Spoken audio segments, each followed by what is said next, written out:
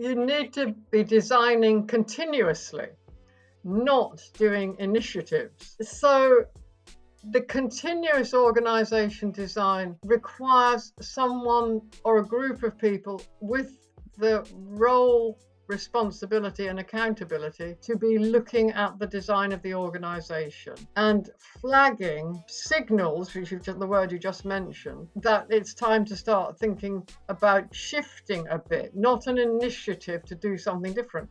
Hi, everyone, and welcome to a brand new episode of All About HR. My name is Nelly, I'm your host, and on today's episode, I speak with Dr. Naomi Stanford. Naomi is an organization design practitioner and an author. During her earlier UK career, she worked for several big companies such as British Airways, Marks & Spencer's, and Price Waterhouse. Nowadays, Naomi is freelancing as an organization design consultant and advisor. And earlier this year, the third edition of her Economist book, A Guide to Organization Design, came out. I'm sure that we're going to talk about that as well. But the main topic of today's conversation is going to be the importance of organizational design to enable your business post-pandemic.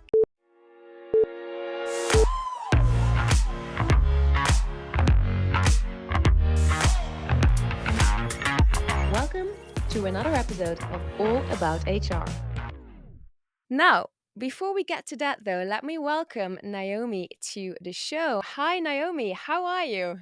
Hi, it's lovely to be here, and thanks so much for inviting me. It's always good to be talking about organization design, so it's a great delight to me. It is. It is. I'm very happy to have you, Naomi. Before we really dive into today's topic, maybe you want to tell our listeners a little bit more about yourself and the work that you're doing. Sure. So, a little bit about myself. I've been in the organization design sphere for decades, and it's very interesting to see how it's changed over the years. I've worked in numerous different countries. I lived in America for 11 years, being an organization design external consultant there. As you said, before I left for America, I worked for major companies in the UK. And when I came back, I worked for the non-profit in the government sector. I left the government sector about 2 years ago now. So, in the course of being an internal consultant, an external consultant, and working in multiple sectors, I've also worked in different countries. So, China, the Middle East, America, Europe. And so I've seen a huge number of different countries and organizations and the way different cultures impact on things and the interaction within organizations of their relationships with suppliers, with partner organizations, and with their workforce, of course. It's a very dynamic field right now, particularly given the geopolitical climate and things to do with climate change, which are all impacting organizations radically. Totally apart from the pandemic, it's a sort of huge storm of things for people to think about very rapidly. Yes, absolutely. I think we will actually circle back to that a bit later during our conversation, Naomi. First, I would like to start with talking a little bit more about organizational design as a discipline. So maybe we can start with how can we define organizational design in simple terms? You are asking the impossible there.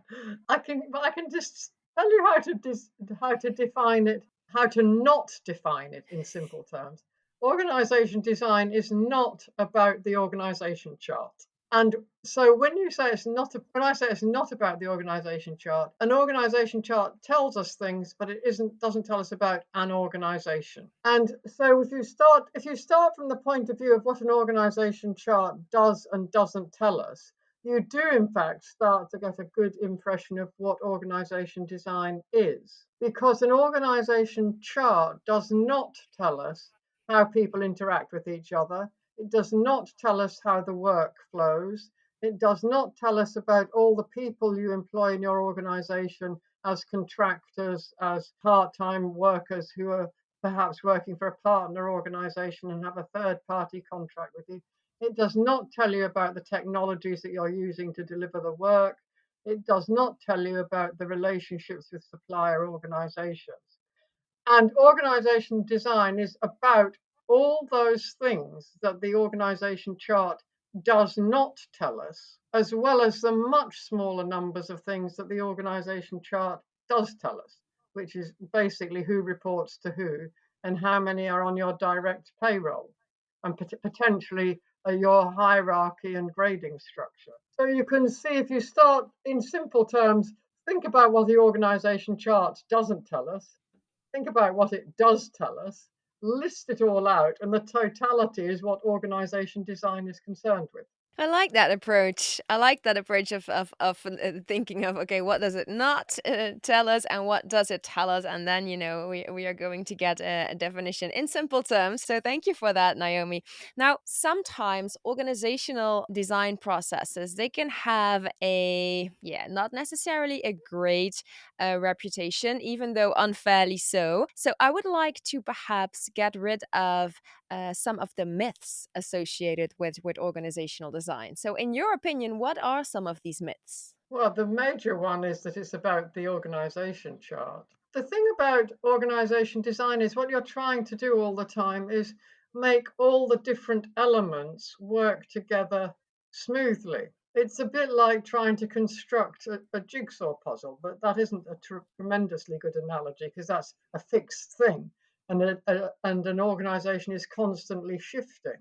So you're trying to make sure that all the shifting parts, say introducing a new IT system or changing a supplier contract, all of those moving parts are going to still work together effectively to deliver your product or service. So one of the myths, apart from the chart myth, is that it's about people only. It's not just about people. In fact, if you design around people, that is quite a dangerous and risky thing to do. It's about, in my terms, workflow and how work is organized and the decisions you make around, are people going to do the work, or is it going to be outsourced, or is automation going to do the work? And then you start to think about, how are you going to get the linkages? I guess your question about the myth is quite interesting because people, I don't know if it's expressed as a myth, they talk about an organization design as their organization, but that is very, very difficult to define and design. If I start to ask you, are your suppliers in the organization or out of the organization? Are the third party contractors that you use part of the organization or not? That it becomes very blurred. So organization design is about organizations and the way they interact as much as it is about your organization. And just a small illustrative example, at the time I worked for British Airways, all the check-in agents in the airport wore British Airways uniforms, but none of them was employed by British Airways. They were employed by a third party. Now they're presenting the face of British Airways and they've got to act as if they are British Airways, but they're not. Now, are they part of your organization or are they not part of your organization? Well, I mean, if I would have to answer that, I would say yes, they are part of my organization. But I guess that every organization views this differently, judging by your question. Or am I wrong there? Well, they do judge it differently because Mm. now, if you take that to the next step, and I think, say, on training programs, who is going to provide those check-in agents who are not employed by British Airways with their training to do the job? Is it their employer, or is it British Airways, or is it some partnership? And how is that factored into financial planning? And what does the service level contract tell you about that? And so the organization design linkages and boundaries are very critical. So the myth that it's about our organization needs, if you can describe it as a myth, needs exploring, because it's actually about interactions between and among your organization and other organizations. So that's quite critical. The third myth is that leaders know how to design, which I won't go and explore that at the moment. But leaders very often do not know what is going on at the grassroots of the organization. And there have been some horrendous failures when leaders, the Volkswagen emissions thing was a sort of thing that was because leaders didn't have a close grip on what was going on in a totally different part of the organization that they were much less likely to be exposed to in their daily work. Relying on leaders to make organization design decisions is also rather risky. Part of me feels that here we have a material enough to do an entire episode around myths associated with organizational design, almost, Naomi. That's probably right. I think I once wrote an article on the 10 myths of organization design, but it was quite a while ago. I'll have to look it Yeah, up and send it yeah, to you. please do. Now, one more thing before we are going to dive in a little bit more into the actional enabling of organizations through organizational design. But sometimes when I speak to people, I can get some contrasting views as well regarding design around work versus designing around people and talent, on which you just touched a little bit as well. So I can guess the answer maybe a bit here. But what is your perspective when it comes to that? So, designing around work versus designing around people and talent. What's your perspective? I always design around work Mm. because people are very shifting and you can deliver the work in all sorts of different ways. And the ways that you choose to deliver the work then affect the type of people that you need and the talent and capabilities that you're looking for, and decisions around whether to automate or not. And you can see that happening in a very straightforward example is warehousing. If you imagine a warehouse, say an Amazon warehouse or any large distributor warehouse, the delivery of the goods into the dispatch area used to be done by people and forklift trucks. And so that takes people who can drive forklift trucks. Now, if you carried on designing your warehouse around people who could drive forklift trucks or recognize a barcode with their hand scanner or what have you, then you are going to become non-competitive with the distributors who are using robots, employing quarter the number of actual people, having very good data analytics around the warehouse stock, etc., that you can't get with a workforce in the same slick way if you're reliant on prior technology solutions. If you start to think about the work and what's the best way of delivering the work for our particular organization, then you can start to lay out all the steps and the activities, and not in huge detail, but enough to give you some visibility, and see whether you prefer to do it by people or by outsourcing or by automation, or even not do it at all. And you can see very different decisions. And the airlines are interesting examples because you've got the budget airlines who take one view of what the work is in terms of delivery of it, and the high-end airlines that take a different view. So that you'll find that the actual work is exactly the same. They've got to deliver people from A to B safely. That's all they're doing. But that deliver people from A to B safely is very, very differently done by the different airlines. And they employ different proportions of staff to each activity because they're making quality over cost, over time, over automation decisions. Until you know how you want to organize the work, you don't really have a good handle on the people. And organizing and designing with people in mind exposes you to huge risks. Think how difficult organizations are finding it now with massive sickness due to COVID, and how they're trying to fill the gaps, and how the notion of work is changing as people realize they can work from home. And I guess you've heard that terrible phrase, the great resignation of people changing jobs. If you designed around those people who are now leaving, you're going to be in great difficulty. If you designed around here's how we could do the work and here's how we could do the work, if our entire workforce left, then you more resilient position. Yeah, I mean, I think this makes a lot of sense, uh, especially given the fact that yeah, people they can change jobs, they can decide to leave, or they move around a lot. So I think this makes a lot of sense to design around the work. Now, Naomi, you mentioned it a few times already because these are intense times on a lot of different levels, of course, for I would say every organization out there. So, how in these times can organizational design be a strategic enabler, and how can it not turn into a stumbling block? What are your thoughts on that? That's a very good question. And there's a very interesting article in last week's Economist on supply chains and supply chain disruption and supply chain resilience, which kind of looks at that in terms of the network effect of things happening.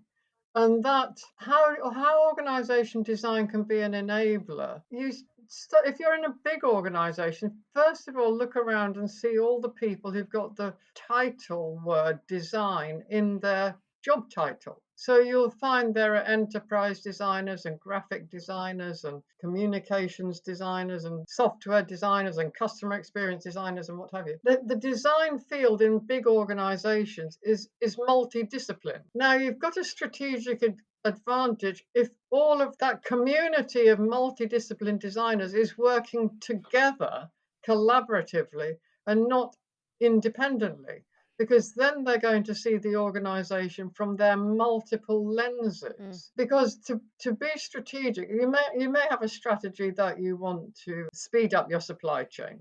I know I'm focusing on supply chain, but it is a huge issue at the moment. Mm. You want to have a more resilient one. A lot of that can be looked at through a technology lens, but it also through a legal lens, and because it's a political decision as much as anything, and a regulatory decision, and a cost decision. So it's looked at through a financial lens.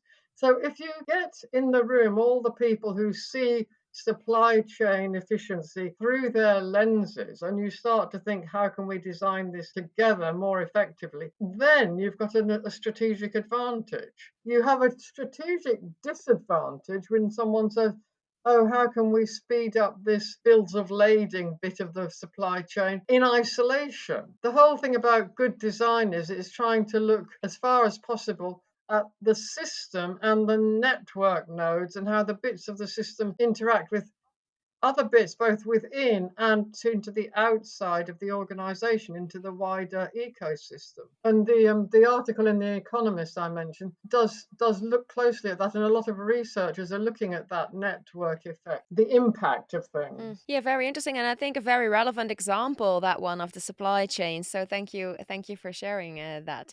I think it really makes it a bit more tangible as well for our listeners. Now, Naomi, from an HR perspective, how can organizational design enable us to be prepared for the next, let's call it crisis, or let's call it the next challenge, because I find that a little bit less daunting. Well, there are lots of ways actually that HR, the profession, can start to look strategically at the design of the organization. First of all, if they've got very high quality data on the current workforce and they're very familiar with the strategy, in as much as you can have a strategy at this sort of turbulent time, then you can start to ask questions about, if we wanted to deliver this strategy, have we got the skills and talents to do it? But you could also be saying, if we quickly change strategy, then what would happen? So I don't know how many HR functions run scenario planning workshops with Mm. multidisciplinary people.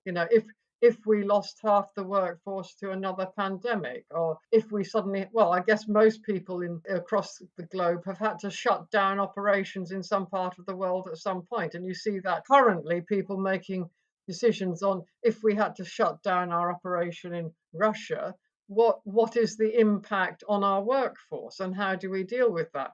Now, that decision, that scenario that people are currently wrestling with, could have been played out ages ago in scenarios, and that would help make it resilient. Now you'd have more ability to respond with less of a knee-jerk reaction. But I haven't met many HR functions who are running scenario planning, and the reasons I've been given is, which I think are ridiculous reasons, but when I've tried to suggest it, is that people don't want to be scared. So they don't even want to think that they might have to do X or Y, or we'll be hit by a meteorite. They don't want to consider what a potential scenario, and that means that you're not resilient when something vaguely similar happens. Mm. So running scenarios can be very helpful, because then you can look at your data.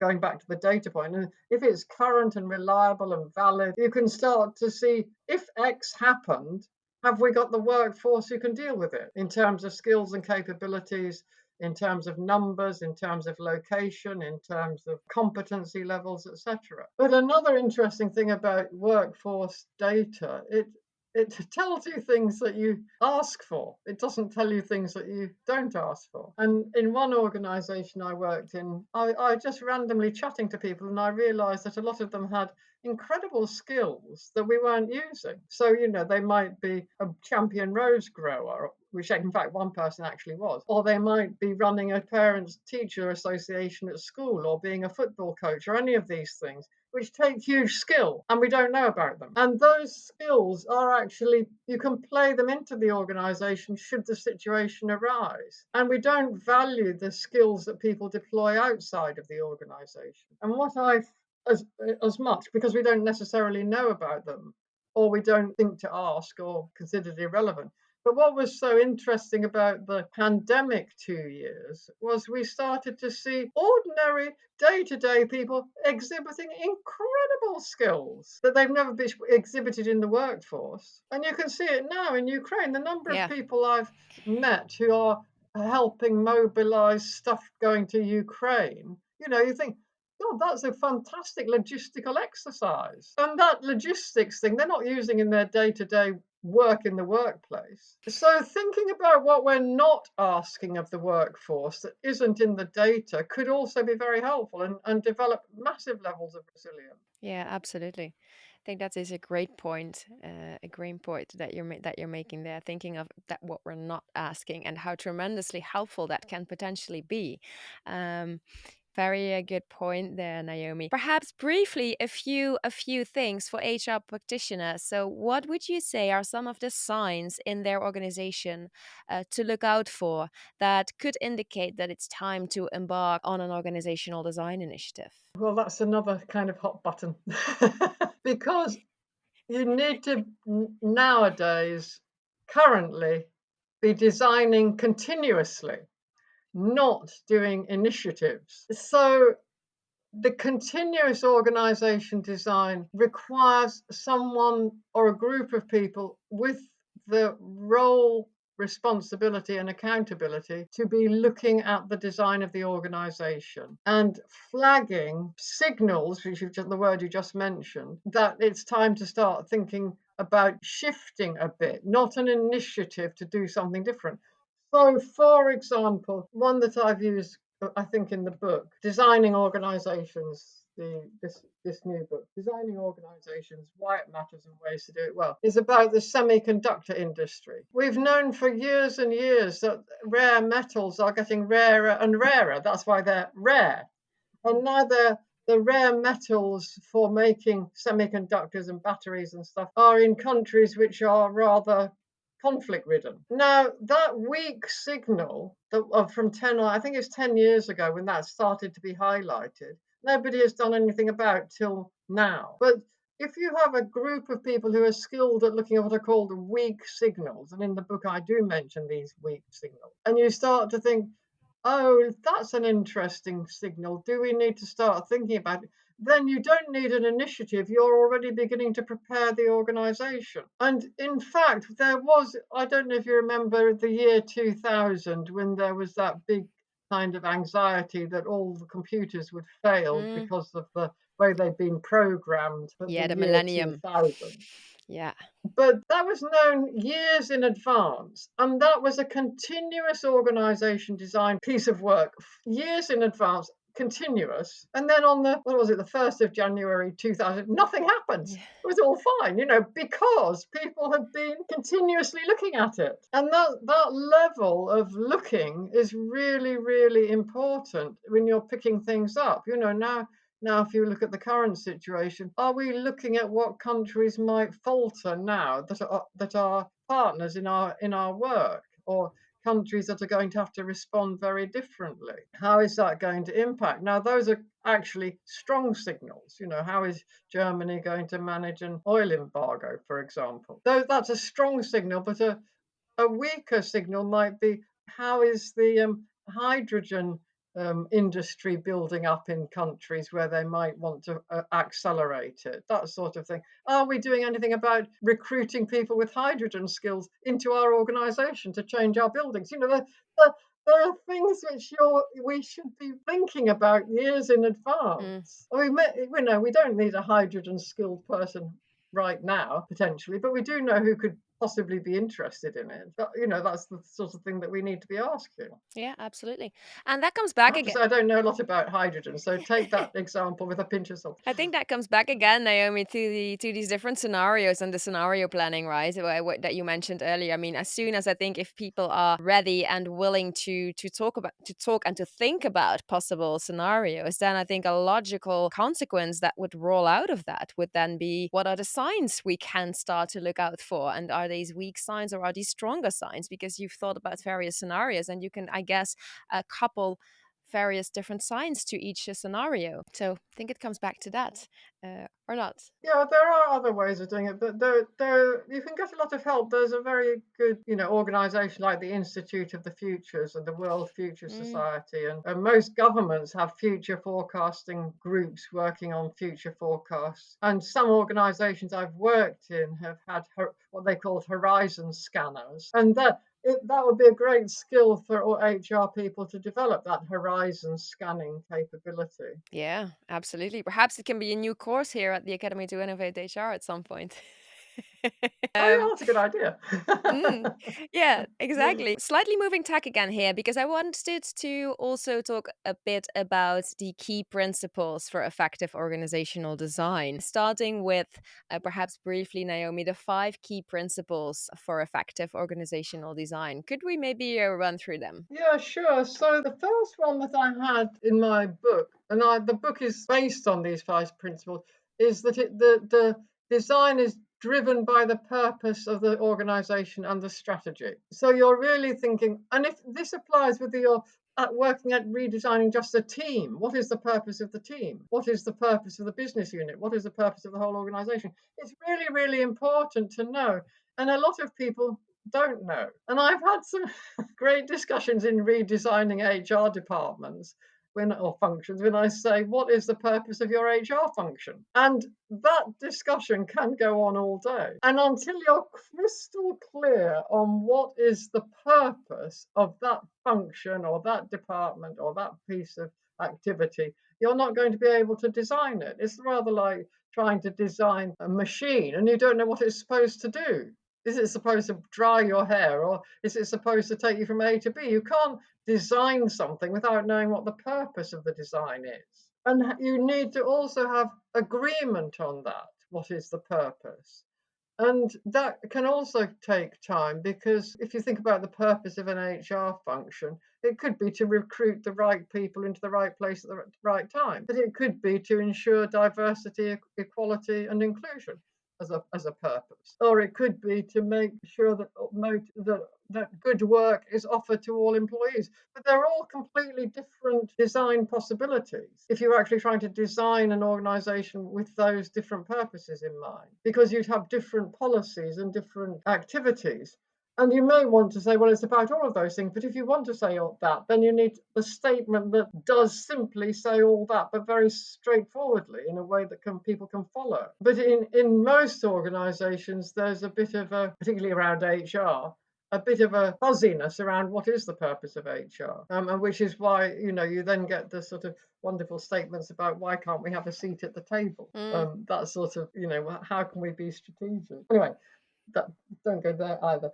So I've mentioned this second principle about systems thinking. HR people and anyone working in organization design really needs to know about systems thinking and systems approaches and what is a system, and be able to understand that an impact, something that you change in one part of this organization has an impact somewhere else. And you can see that even at a team level. If one of your team members leaves your team and you get a new person in, everybody will see that the work is being done differently by virtue of that person's personality, and everyone adjusts around it. And they're not necessarily doing that consciously, but the newcomer has effectively redesigned the team. yeah. And those micro designs are going on all the time. And if you don't think about those systemic impacts all the time, then you're not going to be able to design something that is ultimately well functioning. It will have glitches in it. The third principle, and again we've mentioned this, is about the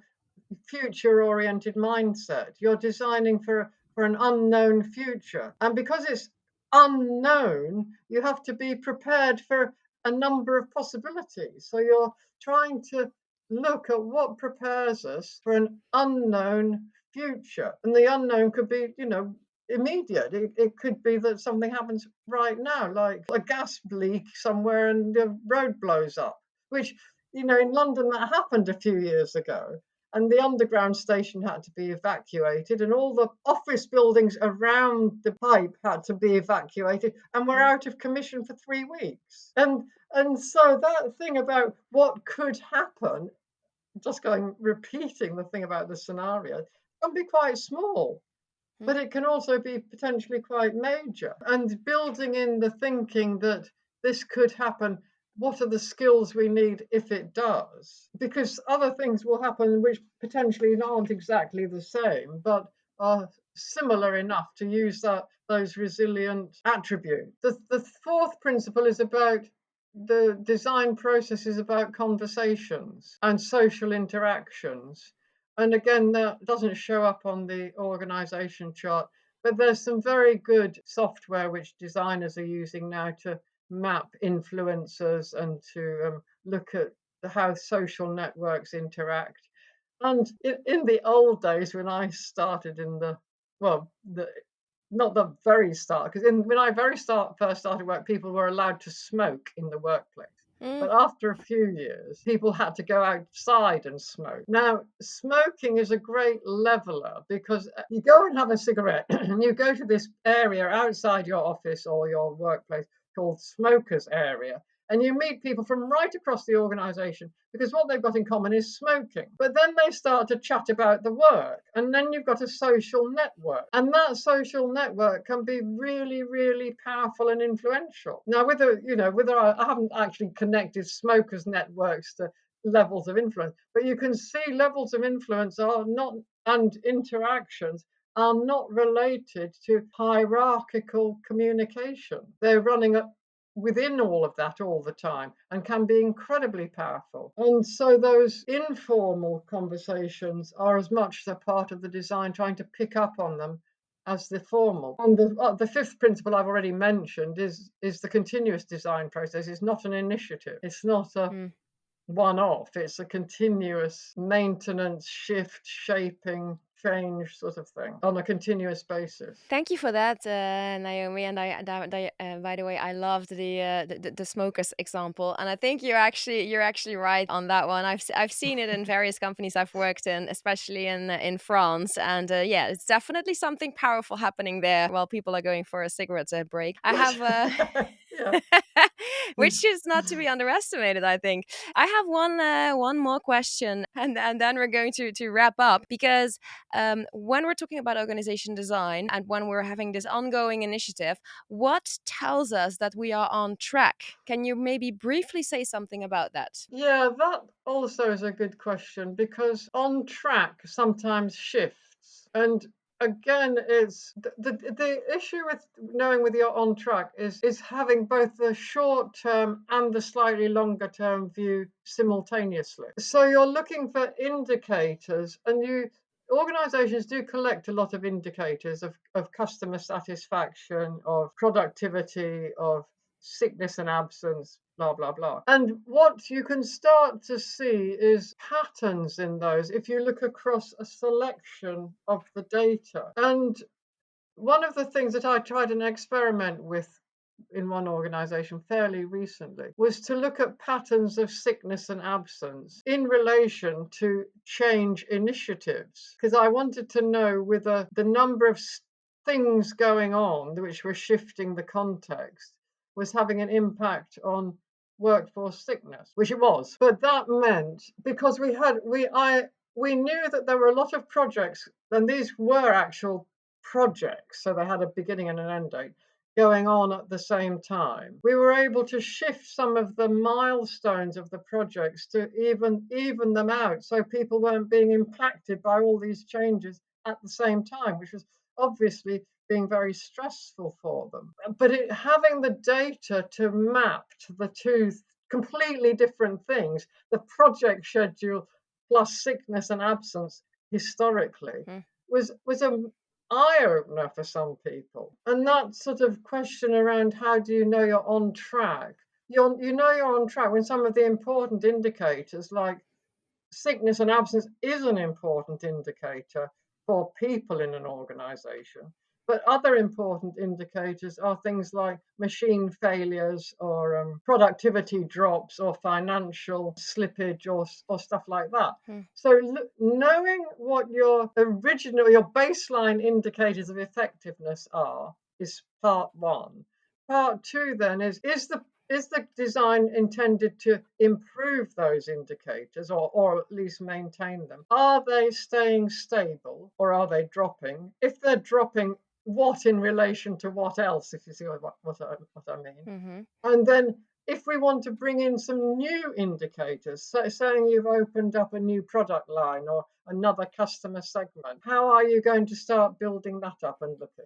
So having clarity on what you consider indicators of effectiveness. And one of the indicators of effectiveness, which is kind of interesting, is customer satisfaction, or or the sort of social networks reports on you. They come into your outlet and then they get furious at something, and how the way that's dealt with could be an indicator of effectiveness. Some of the indicators of effectiveness are fairly random, but they looking for patterns, and I do in the book talk about patterns a lot, about how you look for patterns in data. Yeah. Yeah, I think that is a perfect bridge for us to wrap up this conversation. And before I do so, where can people find your book? The book is on, well, in all good bookshops, as they say.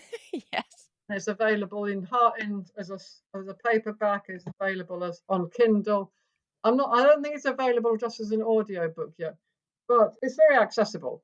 And if you go to the Profile Books, who publish for The Economist, they have it on their website, and then there's a button that says "Click here for suppliers." So it's not difficult to get hold of. No, and we will actually also include it in the information when we publish this podcast episode. Naomi, I want to thank you very much for being here today with me on this episode and for sharing all your really interesting insights and examples with me. Thank you. You're very welcome. I've enjoyed it a lot. You've got great questions, made me think, which I always love. And thank you, everybody, for tuning in again to another episode of All About HR. I hope you enjoyed this conversation just as much as I did. And if you did, don't forget to like this video, subscribe to our channel, and share this episode with a friend.